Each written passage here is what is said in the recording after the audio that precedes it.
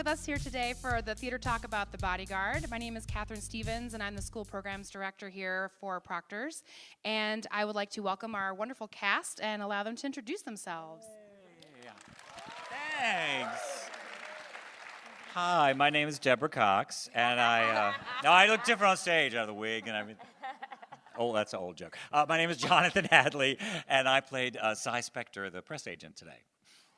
Oh, I have one. Oh, you got one. Oh, good. I'm Dakina Moore, and I played Nikki Marin today. Hi, my name is Kevlin Jones, and I play the role as Fletcher. Hi, I'm Megan Fulmer. I'm the dance captain for the show, and I was one of the crazy karaoke girls and in the dance ensemble. So who would like to start us off with a question? Well, should we explain Kevlin? Yes. Oh, all right. Well, there are two Fletchers in the show, and I didn't perform today because since there's a matinee, I usually do night shows, or on Sundays I would do the matinee. But today I was not on today. I watched the show, actually. If you don't mind my saying, our Kevlin B. Jones III was nominated for Best Featured Actor in Los Angeles for this role, and he's quite wonderful. So, congrats for him. Thank yes. you. Thank you. Yeah. All right, you are ready to go. That was your question? Oh, you're good. You're a mind reader. How many of you guys have seen the movie of The Bodyguard? Nice. How does it compare? I mean, we always curious. How does it compare? We always just curious to the movie, or They're both great, she said. Oh, thanks. Do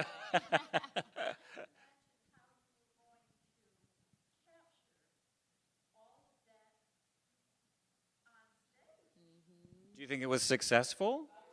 Oh, really? Oh, good. Well, the most interesting, if you don't mind my just saying, I think the evolution of the Nikki character, you could speak to that some, as to how it's different in the movie and the stage play. Well, yeah, I love how in the play it's less of her being an antagonist and more of just her accidental love that she falls into, this triangle, and I love the way it unfolds. Getting to play her is just too much fun. The arc of the story is perfectly written, and I get to die and come back to life. It's perfect. Spoiler alert. Yes, in the red.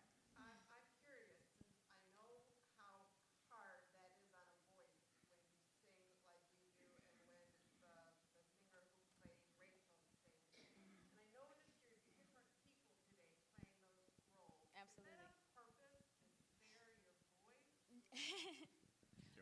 Yeah. Oh, you got it. No, you can go. Well, no, not necessarily on purpose. Miss Cox does as many shows as she possibly can do in the week, and she's amazing. If you get to catch her, great. And when she's out, then there's a rotation. There's three of us that understudy both roles, and it just depends on how the rotation falls. And today you caught me and Jasmine Richardson. So, but it's not on purpose, and it is a very vocally difficult show. It's really, the role of Rachel is really an abnormally written part. There's 13 songs, and then there's a full 2.5-hour script. So your voice literally it's nonstop. It is a race to the heavens, and you just pray to God that it'll hold on. There's lots of water. You must sleep. We hang out sometimes. Miss Deborah does not get to hang out as much. No margaritas for her. No margaritas for her. And you steam. You have to steam your voice. Everything. There's so much to take care of your voice. What else, Kevlin? What do we do? Well, I drink tea sometimes. Sometimes I just have to take a vocal rest or just calm myself down, because sometimes with the other Fletcher I have too much fun to where I start to get too loud, I guess, and our wrangler, she has to tell us guys, you're too loud, stop. And I just have to control my voice to make sure I'm good for the rest of the show, but it takes a lot. Yeah, the warm-ups my warm-ups last about 15 minutes, and 5-0 or 1-5? 1-5. Okay, 1-5, 15. Deborah, she does her warm-ups in the shower, which I do too. I do my warm-ups just while I'm getting dressed, and I don't drink it. I suck on Ricola sometime, but it just takes a lot to get yourself ready for a show. And do you do a vocal cool down as well? Absolutely. Yes. Yeah. Yes. Warm down, absolutely.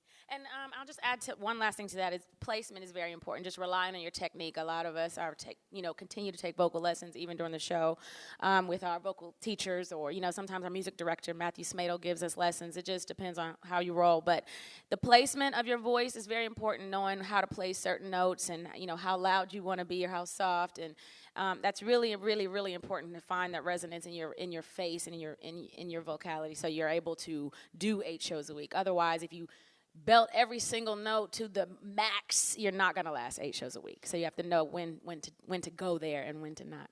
Piggybacking off of that, the dance ensemble, we're singing along with everything. So you see all the dancing that we're doing.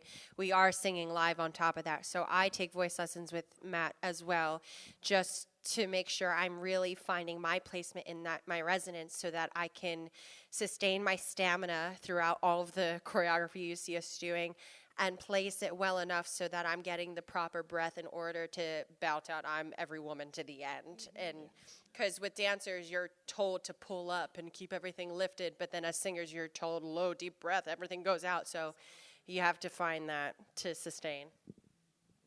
Yes, and It's true. Honestly, with what we do, I find like this nasally placement so that it can have like a little bit of an ugliness, but I never feel it vocally. I never feel like I'm straining. I've found different ways to place it so that it sounds ridiculous, but it's healthy. you must have a lot of fun doing those karaoke singers. It's too much fun. And people ask that of Judson all the time, who plays the bodyguard. When he sings badly, is it hard for him to sing badly? And he always says, no, that's just him. That's him. That's good for him. And he would say that too. I'm not speaking out of turn. So. Yes, in the white.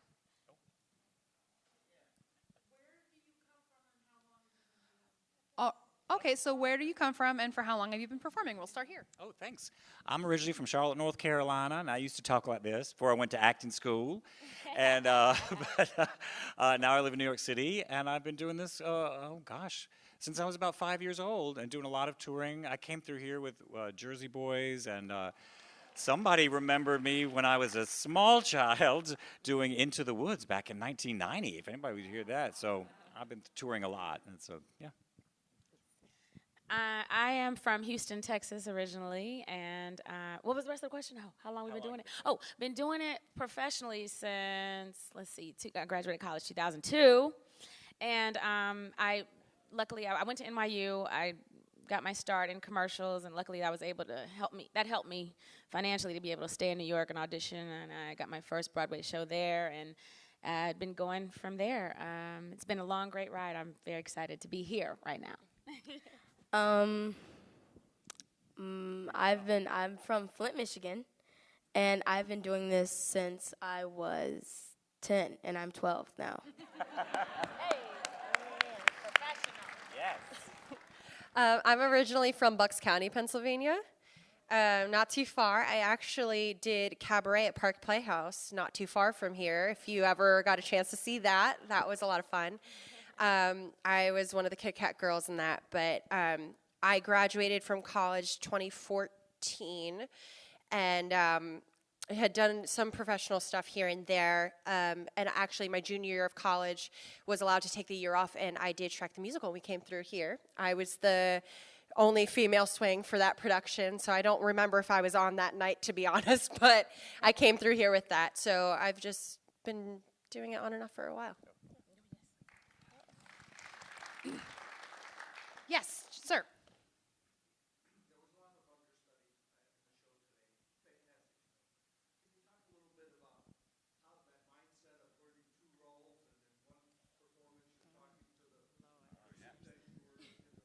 So what's the mindset as an understudy, having to learn all these roles and do it when you need to? Oh, well, I just said I was a female swing my first tour coming through here, so I had to cover 34 roles total. I'm not kidding. I was 19 years old, had never swung before, and was in charge of 8 female tracks, but they each did several different roles throughout. So it's just very important to, well, one, prep yourself. You have to do a lot of homework outside of this show. You have to constantly be studying. I would be doing the show in the wings every day or watching from the house and noting every day. So like for something like that, you have your flashcards, you have layouts of everybody's numbers and spacing, and it almost looks like a football play, to put it in perspective that way. And you just have to be so detailed with it, and you have to be able to, for me, I would do flashcards and have them with me, so it's like, okay, today I am this person, this is who I'm going to follow this day, and this is what I need to concentrate on, because it's your job to come into the show and make it as seamless as possible for everybody else. And that's the biggest thing. It's you, as dancers and as performers, we're trained to be perfectionists and to find that that golden performance that people paid for. But at the same time, as a swing, it's like your job is to make sure they're safe. Make sure that you're not bumping into people, that you know where you're supposed to be at the right time with the right cue. And it might not feel like you're 100% performance, but it is correct and it is clean, and everybody else feels secure in that performance. Well put. That's good. And you wear a lot of hats because she's our dance captain as well. She's just amazing, this girl here. I, myself, this is my first time actually understudying. I usually don't, and only because I was lucky to start out in principal roles in my first show, and it just kind of kept happening that way. So when that happens, your representation is like, we don't want you to just stay in that world. So I went and did television and film and came back to the theater world. And, this role became available for me. I joined later in the cast. And when it became available, I said, I want to do it. I love the show. I love everybody in it. If I get to do it, I'm going to do it. And I told and my representation was like, nah, it's an understudy role. We don't want you to do that. And I said, look, I'm going to keep it really real with y'all. I told them, I'm a black woman in this game. I've been waiting too long for work. You're going to give me that role. And it's Whitney music. It's Whitney music. I'll get to understudy Miss Deborah Cox, who is a fabulous singer that I've looked up to for years and love her voice. And I just thought it was an opportunity that I could not pass up. And it has. It's been a blessing. It is a crazy, crazy, crazy mind issue.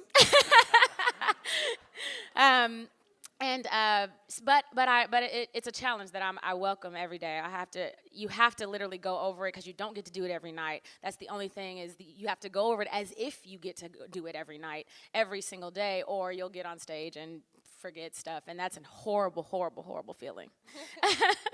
But it's been a great ride. I'm really glad I took it. Can I tell a story about that? And I show you just saw our bodyguard again, Judson. He never misses a show. He's always there. Well, one night in Tempe, Arizona, something during Act 1, he did not feel well, and if he's not well, he's out. So he called out of the first during Act 1, and who's his understudy? Jorge the Stalker. That's right. So at intermission, Jorge went on. He'd never done the part. He'd auditioned. Rehearsed it with Zucchini. He'd never gone. So when the curtain comes up, there's the stalker in bed with Rachel Marin. And he's like, "What? What just happened?" He did great, but everybody had to switch their brains, So. But that just goes to show you have to be ready at any moment. You never know what can happen. I mean, today, honestly, in the salsa number, I just had an injury at the end of the salsa number, and our swing was on stage and literally just had to step on for that final pass just for the last I'm Every Woman's just to do that, and I was able to wrap up and tape up so I could do finale, but our swing literally jumped in mid-number. Like, you just never know. So. Yes. In the pink.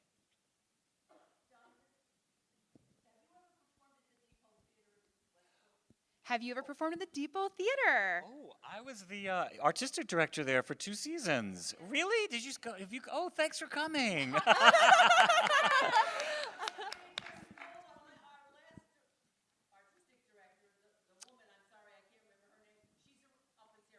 Erin Harrington? Yeah. They came Tuesday night. Oh, we'll talk. Let's talk after. Yeah.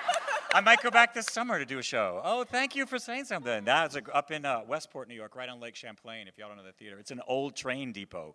It's hysterical. The train comes through, you have to stop the show. It's really fun. Yeah, you have to come. It's great. Right? Yeah, yeah, and you train.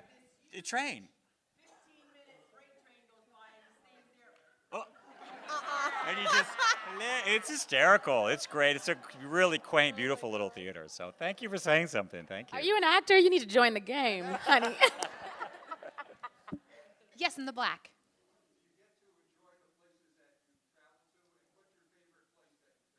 Do you get to? Schenectady. Aw. That's the right answer, right? That's good. My favorite place that we've been to so far was Dallas, because we went to Six Flags where the roller coasters were, and But I you had the didn't time of scream, my right? life. You could no screaming. No screaming. No Well, screaming. I tried, but that was my favorite place. And when we travel, we try to like find places that are good to eat on 2 show days, because in 2 show days it's like for the dancers, like when they're doing one salsa, they're like in their brain they're like, okay, one more salsa, and then I'm done. And we just try to find something to eat, and like the hotel is probably like maybe just a little bit, I don't know, like if it's more than a mile away, they usually give us a car, but we try to do what we can to work with traveling to the theater and going back to the hotel, but it's travel life basically. And you know what is fun having the kids on the tour. Again, there are 2 of them plus a school teacher and their parents. His mom's back there. Hi, Mom. And so they'll go on school field trips. So we go with them to the Liberty Bell. We went on a swamp tour in New Orleans. Oh, that was fun. Where did we just go? We did the National Civil Rights Museum in D.C. We actually ended up Yes. getting a private tour of that, which was amazing. So we do have time to get out and try to see things. And yeah. so- Lately, we've had a lot of turnover in our cast as far as the ensemble. I've put in almost an entirely new dance ensemble to the show. So when I wasn't doing that, I was going to like a different museum every day. Like it said on my memories on Facebook, we were in Memphis a year ago, and one day I was at Graceland, the next day I was at the Lorraine Hotel, the next day I was at the Stax Museum of Soul Music, and then we were doing high tea for the first time at the Peabody. And so, you know, we find our ways to go out, but lately I've been in rehearsals most of the time, so they don't see me. Someone had his hand up over here. Yes.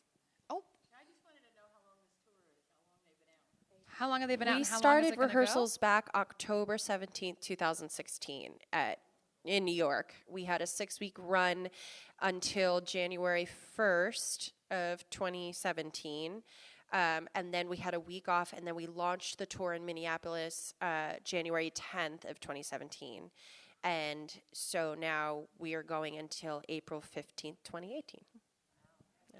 Thank you for your patience. Yes, your question.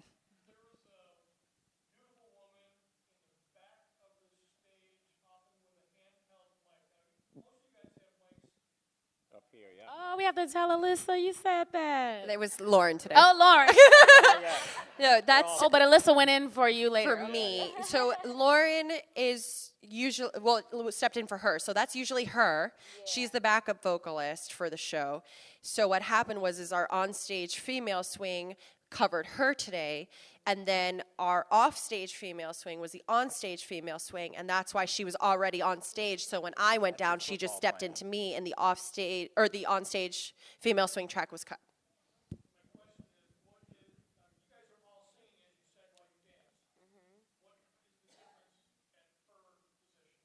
Oh, yeah, you should.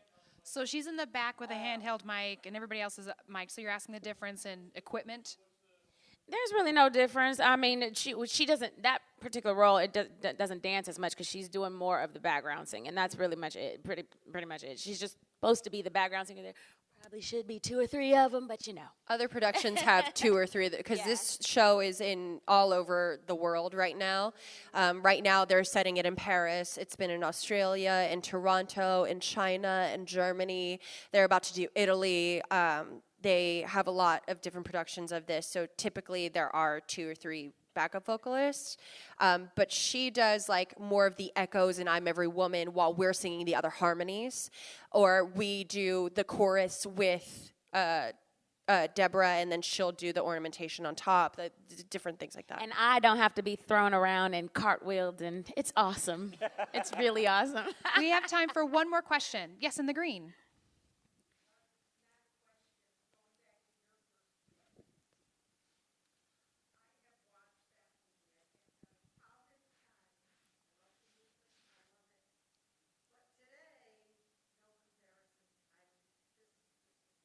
Oh, thank Oh, you. stage Well done, versus everybody. screen. A vote for the stage. Thank All you so right. much. That means a lot. Thank Yeah, you. it does. Thank you. Well, thank you everybody for coming today, and thank you again to our cast for coming out and speaking with us. One more round of applause for our cast. Thank you. Thank you so much. All right.